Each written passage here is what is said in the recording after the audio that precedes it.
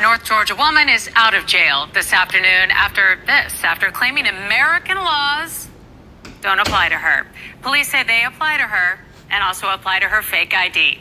Channel 2's Gwinnett County Bureau Chief Tony Thomas live in Duluth with video of her encounter with police. Tony. And Linda, this is a copy of that fake ID police say she gave them. It's called the American Global ID and Liberty Pass. Expires February 2199. Doesn't have a birth date on it for Joyce Marie, but arrived on Earth date.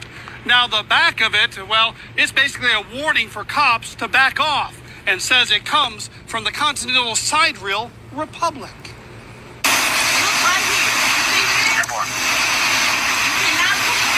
From the beginning, the woman identified as Joyce Marie Beasley refused to roll down her window for the Duluth officer and claimed she didn't need a driver's license to, quote, maneuver. And you had no right to pull me over, so there you go. Look at that. I don't want to talk. Well, sure. Do you have your driver's license with you? Leave me alone. Police ultimately did pull Beasley out of her car, but not without continued protest. Move out of the way. I'm going to get out. You I'm step going to out. kick your She was obviously very irate, being stopped and asked if she was being detained, and the officer on scene said yes, she was, and he handled it appropriately. Beasley at one point called a man who identified himself as the Consulate General of the nation of Moors. Okay, she has the right to travel. Okay. She is not a United States citizen. Police disagreed, and after they say they found some marijuana in her car, she spent 2 days in jail before making bond. This appears to be like a sovereign citizen. She claimed that she doesn't need a ID to travel or a driver's license to maneuver, she claimed. I just don't want nobody trying to kidnap me, and that's what I'm being done is kidnapped. Now, we tried tracking Beasley down, but couldn't find anyone in Georgia listed by that name. Live in Duluth, Tony Thomas. All right, Shalom, man. First and foremost, giving all praise to Yahweh B'Shem Yahweh Shai, B'Hashem Rachak Wadash, double honor to the elders and apostles at Great Millstone who rule well, peace and blessings to the hopeful elect. Shalom to the men of the Lord that are prophesying, preaching, and teaching on the highways and byways in sincerity and in truth. Shalom Barakatham. And what you just heard was another foolish encounter of our people, man. And this is this is basically what happens when you embrace other philosophies. You got to remember that, and it's really more exhortation of that. We should be extremely grateful for the truth of what we have, man, because a lot of our people fall to a snare of these different philosophies. Now, this philosophy happens to be the Moors. Now, if you know anything about the Moors, they consider themselves very adept at law, and they understand legal parameters and how to argue legally and making good points. But the philosophy is hella off. Why is it off? Because Esau himself don't give a damn about the law. Okay, how many laws does Esau create and then he violates them himself? How many laws he creates that only applies to you, but it doesn't apply to him? Okay, so Moors think they got up on people because they can get around technicalities of a law, technically drive into privileges. That it's not this and not that, and you can't tell me what to do, and I'm not a citizen, and America's a corporation, and they go through all these different things and gymnastics just for Esau to put hands on them anyway. Okay, now this woman thought she could just walk around with weed on her, and thought Esau wasn't going to touch her. But this is cognitive dissonance, man. You got to understand who the devil is. You don't have your own society, man. Do you realize what he did to get this place, man? He murdered millions of our brothers and sisters, man, our ancestors. And you think he's just going to let some nigga run around making up his own laws? Okay? This is dumb, man. This is going to be quick, man. I'm going to get Colossians, the 2nd chapter. And I'll start at verse 1. Colossians 2:1, it says, "For I would that ye knew what great conflict I have for you and for them at Laodicea, and For as many as have not seen my face in the flesh, that their hearts might be comforted, be knit together in love unto all riches of the full assurance of understanding, that the acknowledgement of the mystery of the Most High and of the Father and of a Mashiach, man. So these guys don't understand the mystery, man. And you can see why Paul is pleading that they have that they not pleading, but he wants them to have that, man, because it's vital. All right. You got to realize any other philosophy that you're into, man, you're basically in darkness. You're lost. You're in danger of getting judged by the Most High, man. That's why it's such a beautiful thing to have the truth, to come into the truth, man, to have that true light. And that's also why it's the biggest slap in the face for brothers who pick up, or people are not brothers anymore, I guess, for those who pick up the plow, who understand the truth and then throw it back. It's even worse for them. All right. Because a lot of these philosophies, man, they sound good on paper. They sound good when you get some Jake up there that's charismatic and he know how to talk and he's humming and hollering and doing all that shit. And it sounds good. But eventually the cracks start to show, and then eventually you see it for what it really is, which is bullshit. All right. Now, some of these religions, they're going to stand all the way into the Lord comes back. But when the Lord comes back, it's going to be found to be a false. It's going to be found to be a false religion, man. We're to embrace the wisdom. The word "the" is an article. It means to be objective. You know, not your wisdom, not my wisdom. There is the wisdom that's given to us from on high, man. All right. But verse 3, it says, in whom are hid all the treasures of wisdom and knowledge. All right. And these people, this woman doesn't have any knowledge. She calls some nigga on the phone that's going to try to talk to the police officer, talking about he don't have a right to do that. She's not a citizen. Well, by that right, he can put your ass out the country then, man. He can deport you if you're not a citizen. And you may find a legal loophole about why he can't do it, but he doesn't care. This guy's the devil, man. He doesn't need a reason to be wicked. He doesn't need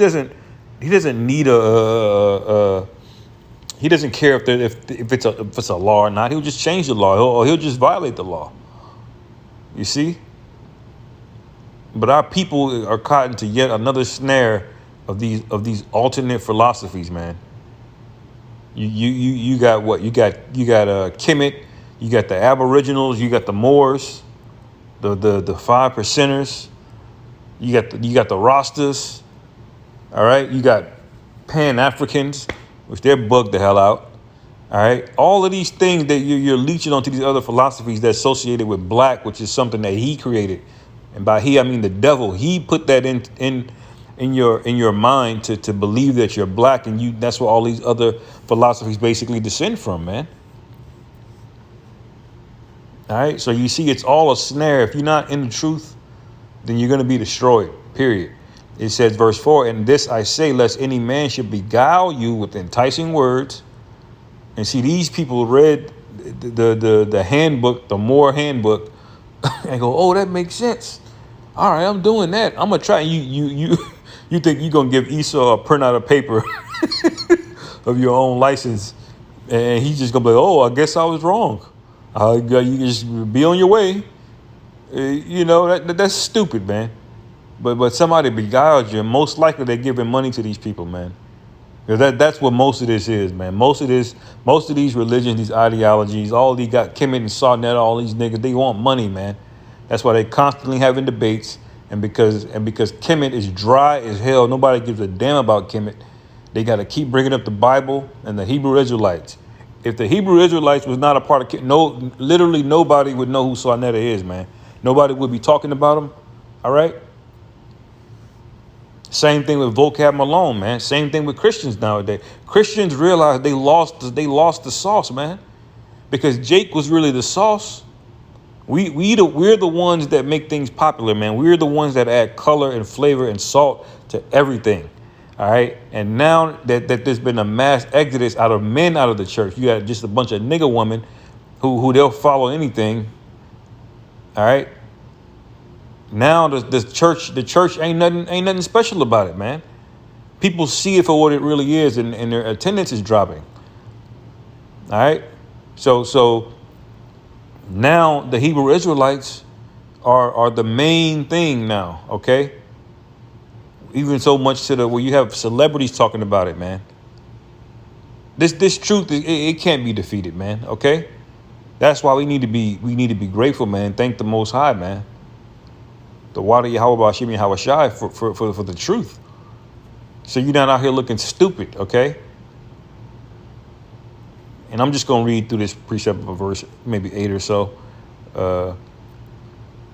It says, verse 5, for though I be absent in the flesh, yet I am with you in spirit, joying and beholding your order and the steadfastness of your faith in the Mashiach, as ye have therefore received the Mashiach, Yahweh Shai, the Lord, so walk ye in him. All right, rooted and built up in him and established in the faith as ye have taught, abounding therein with thanksgiving. All right, so this is what we're to be doing, man. The gospel was preached, or that little book, it was open, man, that truth, and it was broken down and given to the disciples, and it was disseminated to the other apostles. All right. And that doctrine is something that we're supposed to be rooted in, man.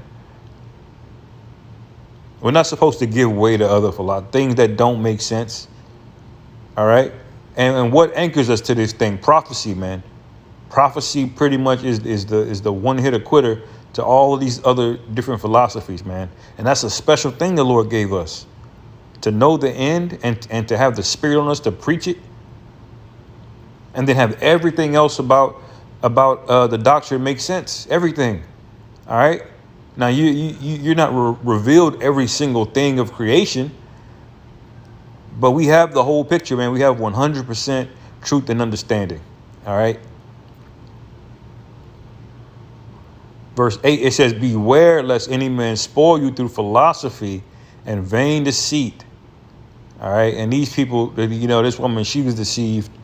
All right. Because all of that time she spent being a Moor. What power do you get from being a Moor, man?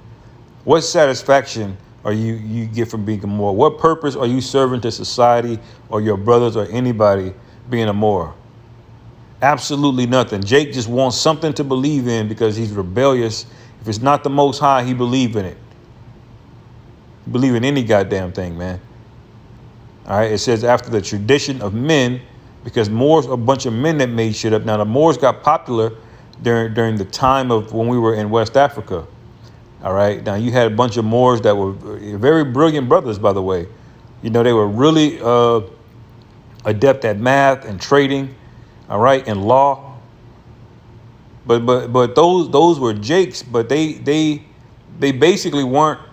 They basically were niggas still, because they weren't in the truth, Most of us knew who we were, but they decided to embrace other things. They wanted to be rich and trade with Esau. You had all these routes of trade routes between Timbuktu and Spain, all the way up throughout Europe. The Moors were heavily influential there, especially in the Spain area.